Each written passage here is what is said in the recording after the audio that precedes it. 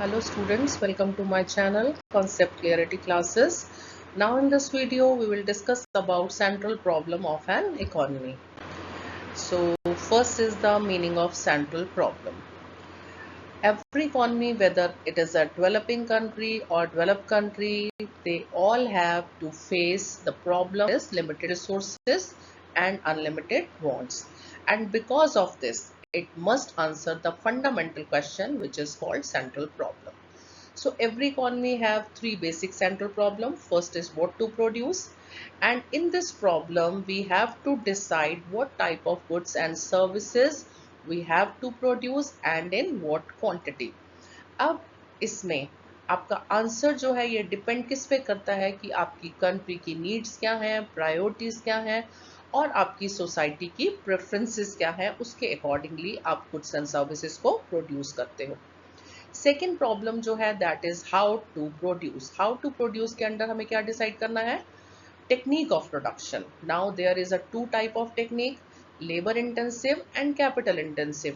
In labor intensive technology we are using more of labor, less of capital, and in capital intensive technology we are using more of capital, less of labor, right? So economy has to decide what type of technology they will use to produce the goods and services. Third problem is for whom to produce. अब इसका answer में आपको क्या देखना है?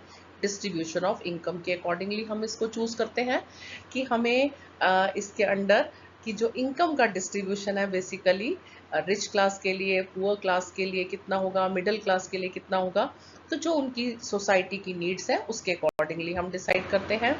Next is the economic system. तो capitalistic economy जिसको हम मार्केट इकोनॉमी बोलते हैं, इसमें जितने भी डिसीजन हैं they all decisions are taken by the private people. यहाँ पे गवर्नमेंट की कोई इंटरफेरेंस नहीं होती है। तो प्राइवेट पीपल जो होते हैं जो डिसीजन ले रहे हैं what to produce, how to produce, for whom to produce, इनके जो डिसीजन होंगे बेसिकली ये किससे गाइडेड होंगे? प्रॉफिट मोटिव से लिए। ये सोशल वेलफेयर के लिए काम नहीं करेंगे। The government usually intervene only to regulate market, prevent monopolies and protect public interest. तो गवर्नमेंट का इंटरवेनिंग जो रहेगा वो रेगुलेट करने के लिए हो सकता है, मोनोपलीज को प्रिवेंट करने के लिए हो सकता है और पब्लिक के इंटरेस्ट को प्रोटेक्ट करने के लिए हो सकता है। अब हम बात करते हैं role of demand and supply. तो डिमांड और सप्लाई जो है बेसिकली ये टूल्स हैं जिसमें इकोनॉमिक्स में हम डिसीजन मेकिंग करते हैं, प्राइस का डिटर्मिनेशन करते हैं। तो फर्स्ट आप ध्यान से समझिए व्हाट इज डिमांड। तो जैसा इसकी डेफिनेशन से ही क्लियर है, this refers to the quantity of a good और service that consumer are willing to buy at prevailing price in the market. तो मार्केट में किसी भी कमोडिटी का जो प्राइस प्रिवेल कर रहा है बेसिकली उस पर आप कितनी गुड्स एंड सर्विसेज को बाय करने के लिए रेडी हैं, that is called demand. When demand increase, producers are encouraged to make more of goods. Example, if the people want more smartphone, companies will produce more to meet the demand. तो demand side जो है basically वो किस तरह से govern करती है कि जो प्रॉफिट है जिसमें ज़्यादा, तो डेफिनेटली जो प्राइवेट पीपल है वो उन्हीं गुड्स की जो है सप्लाई बढ़ाएंगे जिनकी डिमांड जो है ज़्यादा है ना, क्योंकि वहाँ पर उनके प्रॉफिट ज़्यादा हो जाएंगे। बट गवर्नमेंट जो करती है वो किसके लिए कर रही है? सोशल वेलफेयर के लिए। अब आप समझिए सप्लाई क्या है। Supply refers to the quantity of a good and service that producer are willing to sell at a certain price. अब एक प्राइस जो प्रिवेल कर रहा है मार्केट में उस पर एक सप्लायर कितनी क्वांटिटी ऑफर कर रहा है मार्केट में सेल करने के लिए, that is called supply. So when supply increase price में फॉल। किसी भी चीज़ की अगर सप्लाई बढ़ जाती है तो प्राइस फॉल कर जाएगा क्योंकि डिमांड उतनी नहीं है। सप्लाई डिक्रीज करता है, प्राइस में rise. Example, if there is a shortage of rice it price will go up encouraging to grow more. तो इस तरह से सप्लाई काम करता है। तो इसमें जो एक इंपॉर्टेंट पॉइंट है आपको समझने के लिए कि डिमांड जो है इसका प्राइस से जो रिलेशनशिप होता है वो नेगेटिव रिलेशन होता है जिसको आप इनवर्स रिलेशनशिप भी कहते हो। बट सप्लाई के केस में क्या रहेगा? There is a positive relation between price and supply. Price अगर बढ़ता है तो सप्लाई बढ़ती है, प्राइस कम होता है तो सप्लाई कम हो जाती है।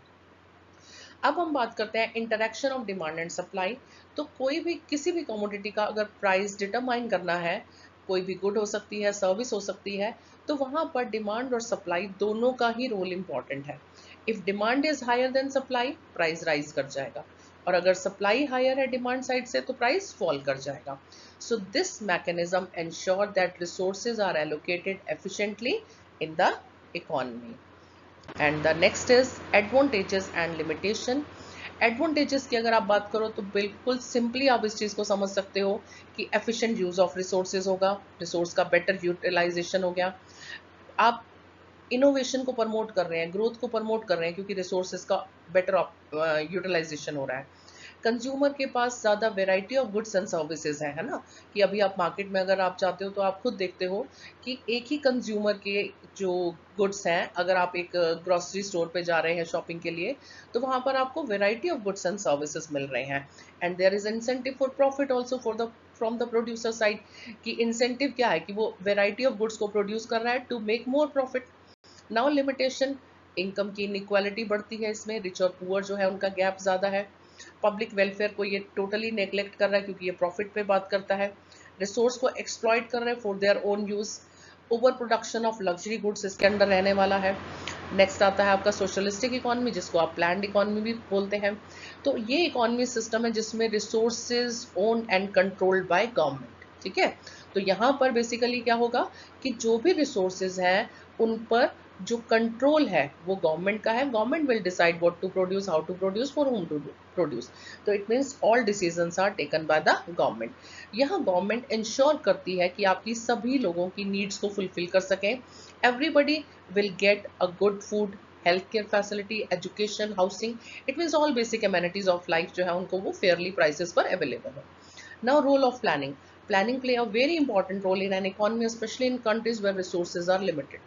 तो रिसोर्सेज तो सभी कंट्री में ही लिमिटेड है ना, कहीं पर कुछ कम होगा, कहीं पर कुछ कम और ज़्यादा इस तरह से रहेगा ही। It help in efficient allocation of resource so that the production can be increased and the profit reach all section of the society. Planning also help in reducing inequality by providing basic services, education, healthcare, housing to everyone. तो socialistic में government इस तरह से कर रही है। In short, planning ensure that limited resources are used wisely to achieve maximum welfare of the people. Advantages की अगर हम बात करें, it help to reduce inequality.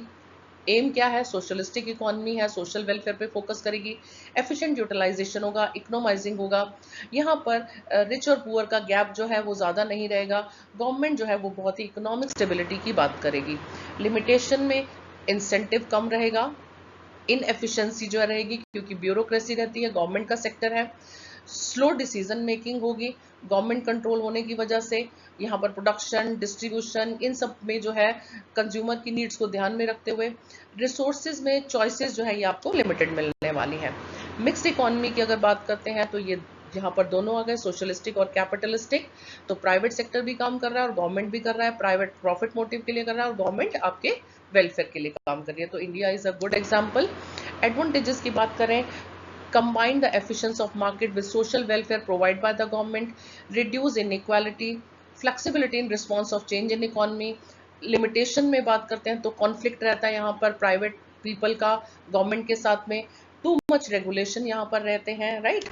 Role of government mixed economy में, providing public good and service, regulation in the market to ensure business operation fairly. It help reduce inequality in the economy and this system help to grow fast the economic stability. तो जैसे आपकी India की economy में है, this system ensure protection of environment and sustainability. Welfare economy system is that in which the aim of all the economic activity is well-being and happiness of the people. तो welfare का मतलब majority of लोगों का जब हम welfare करते हैं, it focus only increasing the production, income को इंक्रीज करना, स्टैंडर्ड ऑफ लिविंग को इंक्रीज करना। So a welfare economy growth is important but equal importance is given to fair distribution of resource, reduction of poverty, social justice, इस सब पर हम काम करते हैं। In simple word, a welfare economy ensure economic progress, lead to overall welfare and happiness to the entire society. So this is all about the central problem which is discussed just in a 10 minutes and this is a very easy explanation for all of you. So students, you will get benefit from this video. I hope you like it. So please like and share my channel and in the next video I will give you the very important questions of this video. Thank you so much.